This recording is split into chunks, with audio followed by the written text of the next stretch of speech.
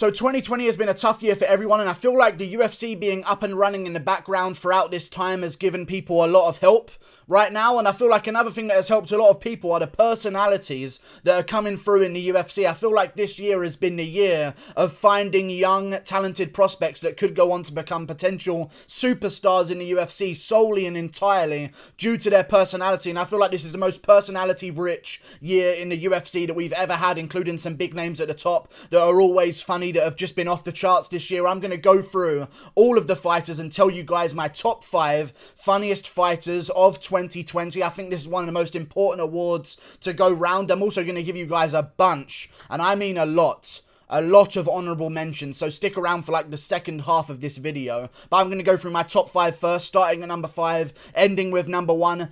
My top 5 funniest fighters of 2020. Starting with number 5 on my list, it's Colby Covington. Normally he would be a little bit higher. I feel like in 2019 the memeology of Colby Covington was at an all-time high, and I think he might have been top 3. I know a lot of people dislike Colby Covington due to politics and all of these other issues that go on with Colby Covington and some of the things that he said that some people see as maybe stepping over some lines. But in my opinion, just basically and basing this entirely on who has made me laugh the most in 2020, Colby Covington, regardless of what you say. And I feel like actually earlier in Colby's career, he wasn't so smooth on the mic and it was a little bit cringy and everyone liked to hate him. But I feel like I've really come around this year to Colby Covington because he's got a lot smoother on the microphone. He's a lot more naturally funny. He doesn't really have as many scripted responses anymore. He seems to have a bit more of an ability to be off the cuff. And I feel like him forcing himself into this character that he's got at the start was a little bit of an adjustment period and everyone was finding it a little bit cringy, but some of the lines that he came out with at the Tyron Woodley press conference was just golden. Like everything that he was saying was getting some kind of exhalation through my nostrils at the time of him saying it. I mean, Street Judas, Mighty Fake Newsman, all of the nicknames that he's come out with this year, Dustin Soirier, it almost feels like these people have been named specifically so that Colby Covington can make a joke out of their names. And even if they haven't been named, he'll change someone's name into Leon Scott just for no reason to make a joke about it. Like, I feel like some of these people, like, it's almost too perfect. These people's names seem to work so well with Colby Covington being able to find a perfect nickname for them. And I feel like Colby's interviews this year have been the funniest. Now, he's not higher on my list because I feel like this year he's been a little bit more serious and a little bit less memey. At the start of 2020, he was a little bit more jokey around. At the end of 2019, he was like in the denial of the Usman thing, and it was actually kind of funny. He came out with some good lines there as well, like he slipped on a banana peel in the 5th round.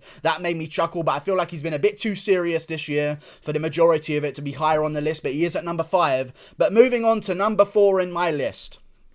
Something that's going to beat interviews and something that's going to beat press conferences if you aren't a fighter with a big enough name to get your chance on the press conferences is being able to be funny in the cage. And I know you guys are thinking of a name right now, and it's not that name, it's a different name, and his name is Sean Strickland. I mean, there has not been a guy that's made me laugh during a fight more. I mean, don't get me wrong, watching the women's flyweights, especially the unranked ones, is hilarious, but that's for a different reason, more embarrassment reasons as to the hilarity of the situation. But Sean Strickland is the funniest in-cage fighter in my opinion, other than someone else who's going to be on this top 5 list, but he's definitely up there as a close second. The way he was talking to Jack Marshman in that 3rd round after tooling him up the entire time, saying, "Why won't you fall, Jack? Why won't you fall?" It was so funny. In the moment, he had so many other lines. I wish I could remember all of them that he was talking to him. But if you don't know who Sean Strickland is, please, I beg of you, go back and watch the 3rd round of his fight with Jack Marshman and tell me he doesn't belong in the top 5 funniest fighters. And I also want to mention this as well. Someone who's done a real good job this year is James Lynch. He's been asking the fighters a lot of questions. You know, MMA pros pick this and that, and it sort of jumps between the fighters. Sean Strickland always seems to have a funny comment to make, like speaking about Claudia Gadelha, both turning him on and terrifying him at the same time. I like that he's so open and doesn't really hold back on what he says to maintain relationships with fighters. He just seems to tell it how it is, and that's very funny to me. I like Sean Strickland's personality. His interviews are always good to listen to as well. Check out Sean Strickland. He's a little bit of an underrated one and someone that might have flown under the radar, but I think having an ability to be funny whilst in the middle of a firefight just tells me all I need to know about how funny that person is. So Sean Strickland, definitely a number 4 on this list. Moving on, though, to another fighter that I believe does a similar thing to Sean Strickland, but better, and that's Kevin Holland. Kevin Holland is at number 3 of my top 5 funniest fighters of 2020. Kevin Holland has just been amazing this year to listen to, and I feel like another reason why he's above Sean Strickland is because we've got to hear from him so much this year, and it's just been wonderful. Like, he's fought so much, we've had so many interviews, so much content of Kevin Holland, we understand so much about him now, and I feel like that's the key to promotion nowadays, is just everyone gets the same amount of promotion, but some fighters that go on these massive, long, short notice turnarounds and a bunch of fights in a year and stay active, they seem to repeat that amount of promotion more times throughout the year, thus gaining them more promotion. Israel Adesanya did this at the start of his career as well, when he just started going through the division. Within like an entire year, he had all of this marketability at his disposal, and I think Kevin Holland's followed that MO and maybe done it a little bit better because his personality seems a little bit more genuine. I like Kevin Holland's personality so much. I like the jokes that he makes in the cage. I mean, the Jacare Souza line that he had, like, I think I've had a dream like this before. Who thinks about that? He's like got like, it's different humor. It's not just make a joke like, lol, I punched you. It's like, it's not some simple dumb joke that he's just saying in the cage. It's like real delicate humor, and I like it. Like, I think I've had a dream about this before, and he's looking up at Jacare Souza and then swing KOs Jacare Souza from his back. Like, it's a perfect combination. All of his interviews are really funny as well. I like his backstage stuff. He seems to have a good personality. I like, even if you watch him earlier in the year, some of his interviews where he does a lot of his hand movements like this the entire time as he's speaking. He's just a weird bundle of energy to have as a person. I think he's earned his spot at number 3 on my list. Kevin Holland sits at number 3, but for number 2, let's move on. Colby at 5, Strickland at 4, Kevin Holland at 3, and at number 2 we have Michael Perry.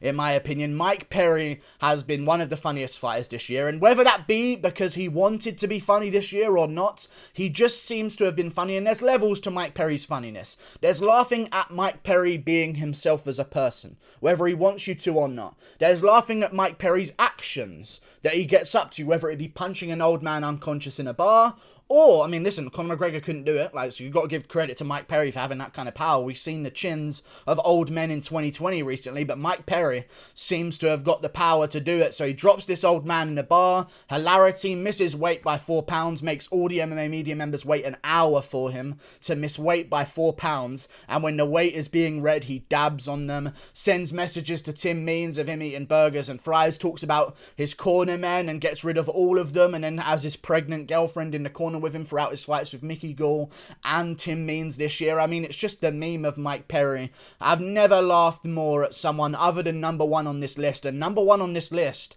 I think I'm going to spoil it by saying this, but Mike Perry has been extremely funny this year due to his interactions with a certain someone in the UFC, and I feel like the pair of them in 2020 have elevated themselves to the top of this list by far, and that is his dance partner, number 1 on my list, and the winner of top 5 funniest UFC fighters of 2020, the funniest man of 2020 in the UFC, Darren Till sits at number 1. His exchanges with Mike Perry, we'll talk about the pair of them now, going back and forth the entire time, talking about Raw Dog and his girl. Darren Till 2 comes into the mix because he gets banned on his main account, so now he's got another account to go and attack Perry with. Darren Till 3, I believe there was even like Darren Till like 38 at one point. I believe it really got crazy with all of the fan accounts of Darren Till going all over Mike Perry's Instagram, commenting everywhere, gets banned or blocked by Mike Perry. Then he talks about Ariel Juan, he's ducking Yoel Romero. Everyone knows he's not really scared of Yoel Romero, but he's funny enough to be kind of self-deprecating like that, and that shows a lot of humor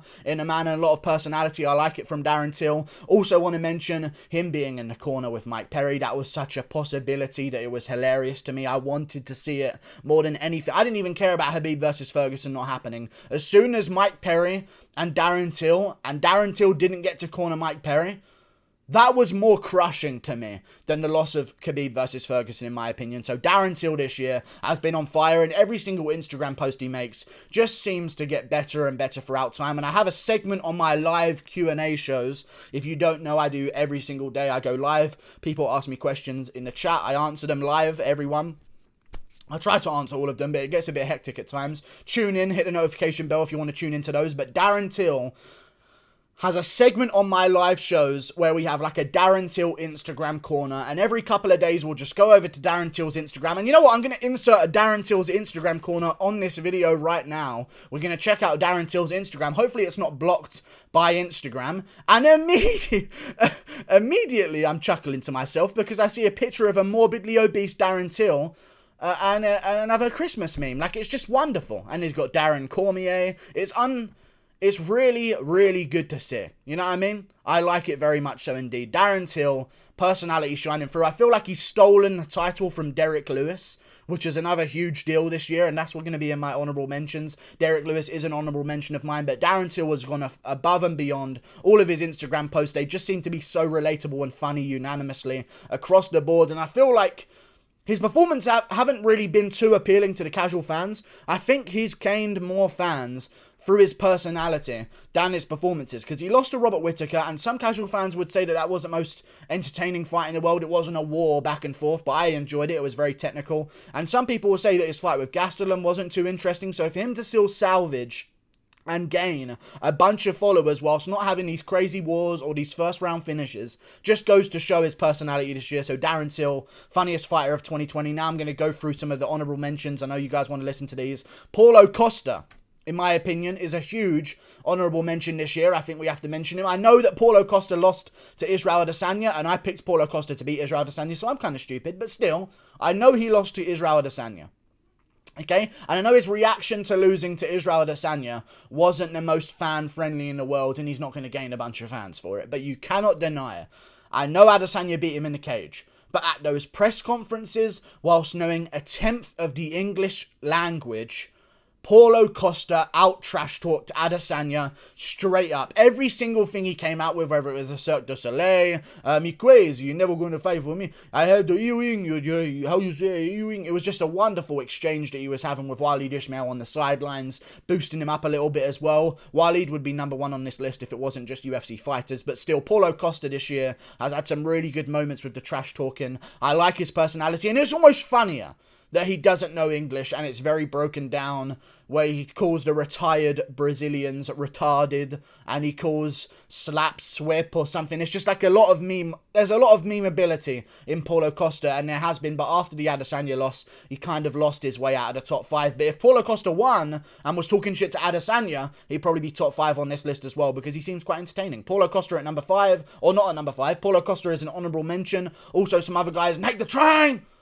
Nate the Train! I love Nate Landwehr. Nate the Train, in one UFC fight and one interview, has captured the hearts of MMA fans more than anyone else in such a short period of promotability. Because he got KO'd by Herbert Burns earlier this year. Comes back, wins his fight against Darren Elkins, gets his chance on the microphone, even throughout the fight, screaming at Dana, telling him to pay attention to the fight while he batters bloody-faced Elkins all around the octagon. Even though it was a really close fight, the face of Elkins, that fight was just disgusting to watch. Landwehr piece him up. Landwehr has had a huge impact on me, and I've gone back and watched some of his older stuff. Check out Nate Landwehr's highlight video. He has one of the best edited highlight videos you'll ever see, and you'll know which one it is. I don't know which one it is specifically, there's a bunch of them, but there's one that you know this is the one Guru's telling me to go and check out because of just the way it's put together. Nate Landwehr is very interesting to me. Tanabosa is another guy. These are in no particular order, by the way. I'm going to get through all of these. Tanabosa is a guy I wanted to mention on this list as well. Has some really good, short, to the point reactions to things. He doesn't seem to stretch out long sentences or tell you the story of when he was first conceived and how he knew it was supposed to be for him. He just sort of is very blunt about things, and I like that kind of personality. So Tanabosa's in the mix. Bryce Mitchell as well. Hasn't been as much funny this year, in my opinion. He is very funny. I like Bryce Mitchell, and he is obviously on the honourable mention list of funniest fighters of top 20. But the reason why he's not in the top 5 is I feel like it seems like there's more of a...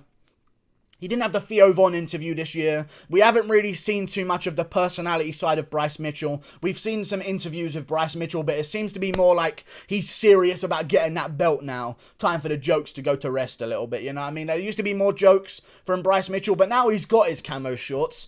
It's not funny for him to ask for the camo shorts anymore. So I feel like some of the humour possibilities have been taken away from Bryce Mitchell this year. Plus, he hasn't had too many finishes, and sometimes that brings a lot more hype to the table. He had his fight with Charles Rosa where he says, yeah, you ain't talking that shit now, are you? In the middle of the fight. I like that stuff. Bryce Mitchell, definitely an honourable mention in the top 5. No, not in the top 5. He's not in the top 5 for a reason, but he's definitely an honourable mention for fighters that have been funny in 2020. Another guy, Brandon Moreno, I think has a great personality. He's not really hilarious, but a great personality and entertaining personality to listen to and watch. On the Embedded series, I think he stole the show at 255 and 256. No, just 256, but also 255. Brandon Moreno has been a huge... he's grown on me this year. He really has. He's like a really good personality. I've always known he's been kind of funny, but now his English is coming along to a bit more of that fluent-esque stage. I think Brandon Moreno is going to gain a lot of fans in 2021 and already has done with his draw to Figueiredo at the end of the year. Also to mention, Derek Lewis. I feel like he's kind of slipped it this year, man. I like Derek Lewis, but the humour's dipped a bit, in my opinion. He was hilarious. The balls are lukewarm in 2020. I feel like the balls aren't so hot no more. Okay, like Derek Lewis, hilarious, always is. But the memes, like, you know, we get it, you need a poo. You've done that one before. You know what I mean? I like Derek Lewis, but I feel like he's dipped a little bit. And also, he's lost the crown of Instagrammer of the Year, which is going to Darren Till, of course. So Derek Lewis has kind of slipped off the mantle, but still an honourable mention because he's always funny. Nico Price, I'm going to rattle through a couple of these now. Nico Price is also a mention that needs to be brought up. Very hilarious guy, whether he wants to be or not. Just a good personality, and he makes you laugh whether he's making a joke. He doesn't even have to make jokes. He just has to be himself, and it's funny. Diego Sanchez, the same way, in the same boat as Nico Price. Nothing to do with his own personality or joke-telling skills, just Diego Sanchez being Diego Sanchez. Whoever controls Piotr Jan's Twitter is hilarious, seems to get the better of every single Twitter exchange in the bantamweight division. Whoever controls Piotr Jan's Twitter, if it's Piotr Jan or just some random management guy, they deserve a little bit of a mention in my opinion. Paul Craig has a great personality this year. I think I do need to mention him. The oil check, you know, apparently guys need to take me for a meal before they do that. Like, he's got a great personality, and the Scottish accent just makes it all the better. Great nickname as well of the Bear Jew. Paul Craig deserves a mention this year. We haven't really seen too much of Paul Craig other than that one moment that he had with Shogun Rua. But Sean O'Malley, not really my type of humour, but he is funny. You've got to give it to him. Like, he's a funny guy. Before he lost to Marlon Vera, everyone was eating up his act and personality. So I know a lot of people act like they don't like Sean O'Malley right now because of the things he did. But because of those things he did, you guys tuned in and were entertained throughout Embedded when you see him die. Not just breaking the hairdressing curse of Embedded, but dyeing his hair the colour of the Ecuadorian flag for Marlon Vera. It's funny stuff. Like, it's a showman type thing. You got to give Sean O'Malley credit. And also, last but not least, Israel Desanya is obviously going to be in the mix. He's a funny guy.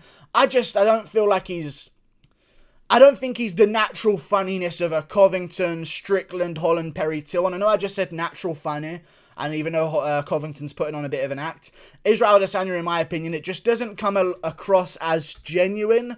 I feel like Adesanya's humour is kind of just say stuff that has been said in films and stuff, like stay in your lane, and it's been a bit more bullyish this year, in my opinion. Like, as much as I like Israel Adesanya, I mean, Conor McGregor's not on this list also, by the way, so I didn't even put him in an honourable mention, but obviously Conor has to be mentioned. He's been somewhat funny. But Israel Adesanya, in my opinion, there's been too much animosity. It's not been so funny. You know what I mean? When he was first rising up, and he had his fight with Gastelum, it seemed funny. You know, he caught Gastelum at the buffet, him and Derek Brunson going back and forth, and like, all of that stuff that they were talking back and forth to each other. It was a bit more jokey, a little bit less serious.